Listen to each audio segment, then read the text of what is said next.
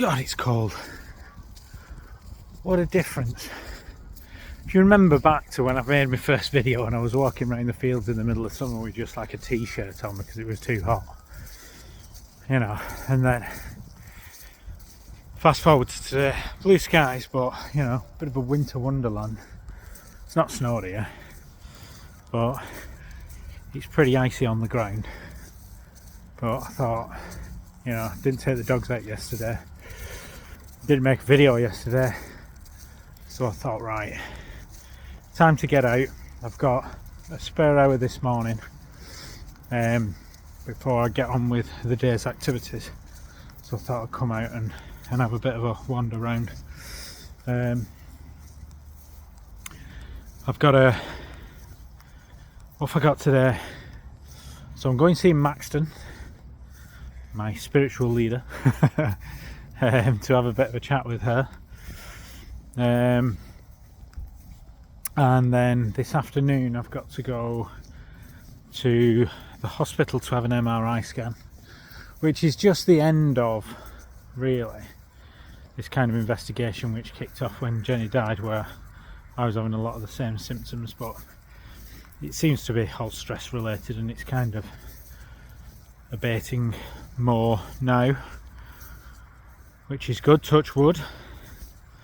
You know, providing that this MRI doesn't show anything. Well, they know I've got a couple of cysts on my kidney and liver, but hopefully it'll show that they're, you know, benign, nothing to worry about, that type of stuff. So, you know, I seem pretty alright about it, to be honest with you. Lacey! Once again, shouting after the dog. Yeah, so I've got that today. Something else I was going to say, but I can't really remember what I was going to say. Oh, there they are. Don't matter. Right, what have I been up to then? Well, when did I speak to you? Tuesday? Yeah, it would have been Tuesday, right? So yesterday I went to... Christ, what did I do in the morning? Anyway, yesterday afternoon I went to the bereavement group that I go to, the Old People's Bereavement Group, which was good. Yesterday's topic that we sat there and talked about, we have a different topic. We don't set a topic, we just, you know, we just happen upon a topic and end up getting real, you know, 3 old men and me, you could say 4 old men, and we just talk about random things that come up. Yesterday was politics, not the usual Keir Starmer shite. What were we talking about? Geopolitics, really. It's quite interesting. I do enjoy my little chats with the old people. But as part of the bereavement group, one of the things that we did a few weeks, I didn't do, but threw a couple of quid in and they made like a tree dress. It's just like a little crochet thing, and every year the local church in Nantwich, St Mary's, basically deck out the entire church with loads of different trees, and everybody can sponsor a tree. So our bereavement group has a tree, and yesterday after the bereavement group we went down and put our little decoration on the tree.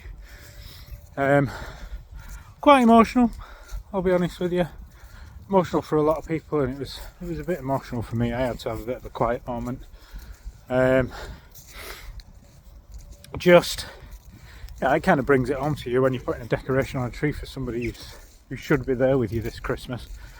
And the whole, you know, decorating a tree at Christmas is, you know, as I've said many times, is a bit of a challenge. But, you know, it's a nice thing to do, and I can take the kids there at the weekend on Saturday. They can see the tree, we can go in the church, and they hold like a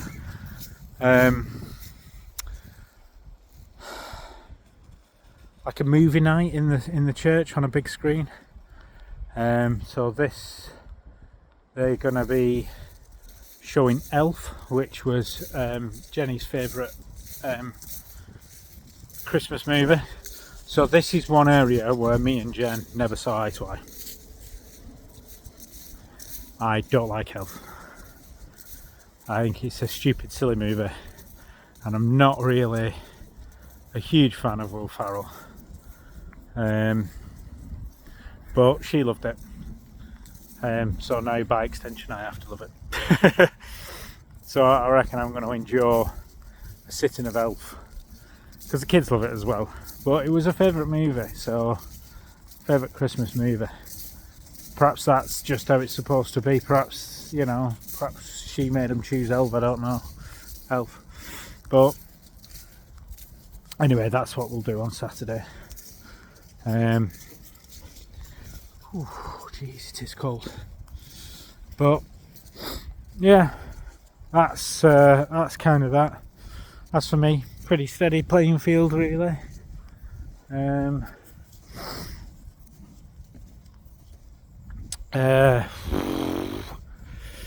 Yeah, I think I can slowly feel the onset of Christmas and how it's going to affect me, and I can definitely feel that now. I can feel how this is going to be difficult, but in the same manner I'm trying to stop saying that, because, you know, if I keep saying it's going to be difficult, I'm kind of manifesting it. So I'm obviously trying to stay away from that.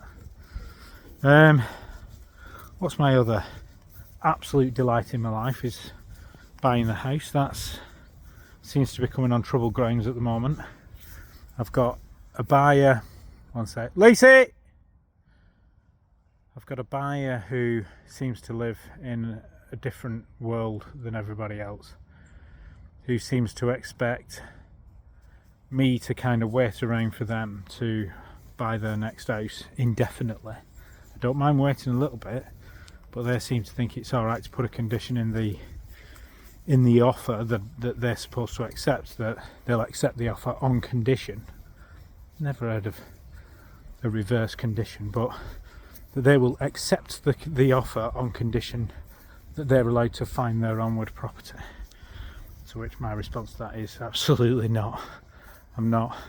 I'll go into negotiation of how long I'm going to give you to find your property, but I'm not going to give you an open check to, you know, spend your entire life looking for a new house while my buyers get bored and bugger off. So, and solicitors are not being helpful. I had to kind of ring the estate agent yesterday and bang their heads together and say, right, you need to take charge of this, and, you know, you're the estate agent who's in the middle of this. You understand all the moving parts. Get it sorted. So I've given them a week, but it's quite sad, really. I mean, the kids are super excited about moving to this house, and I am. But, you know, you've got to be realistic. And there's a lot of thinking to be done, I think, because I don't want to end up in a situation where I cut my nose off to spite my face. But equally, you know, if I'm not sensible about this, I could put myself into a really tricky predicament where I sign up to, you know, something like waiting indefinitely, and I lose my buyer, and then because I've not got a buyer in the chain anymore, they then pull out. You know, it's all just a bit suboptimal. So I've got a bit of serious thinking to do, but I've basically turned around to the estate agents who sold the property to me, and said, right, you know, you understand my position where I am, you understand their position, you know all the solicitors. I'm going to give you till next Wednesday to speak to all concerned and come up with a pragmatic way forward. You know, I'm happy to do a little bit of concessing, but I'm not doing it all. And then see where we go. So we'll see what happens there. It would be a massive shame and a bit of a kick in the bracket if you know, it all kind of fell through because people were just not imaginative. I can't speak, it's too cold. To figure out what, way forward. But hey, I'm not getting stressed about it. Today's a good day. Today I'm content with where I am. I'm having a nice walk in the woods. I've got air in my lungs. That's the important thing. So, this is all future stuff, and nobody writes. You can't write the future. It'll be what it'll be. So there's no point getting worried or anxious about it. Live in the now, as they say. Right. Anyway, I'm going to carry on and enjoy the rest of my walk before I have to get back, because it's bloody cold. I don't want to put my hand back in my pocket because I think my hand's like a block of ice now. Right. Listen, I hope you're all well. I hope you're not going through a shit time.